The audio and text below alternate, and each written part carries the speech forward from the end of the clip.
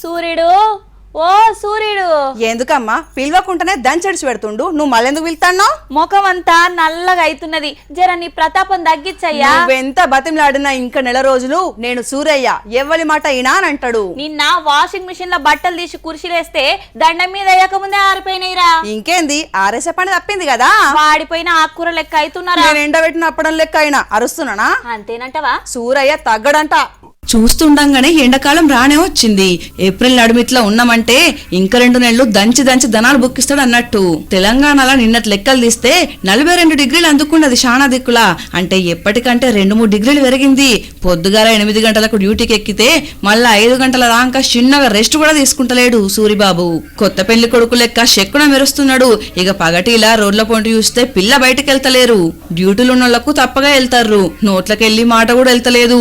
ఎండకు పెదవ పోతున్నాయి. అగో ఈ తీర్లు అరుచుకుంటున్నాడు. ఇప్పటికెళ్ళి పెరుగుడే గాని తరుగుడు ఉండది. ఏటికంటే ఇంత ఎక్కువనే ఉందంటున్నారు. కానీ కాలం మన చేతులు ఉంటదా? మనం చెప్పినట్టు గింటదా? వానదేవుడు కరుణించి ముందుగానే వలకరిస్తే ప్రాబ్లం లేదు.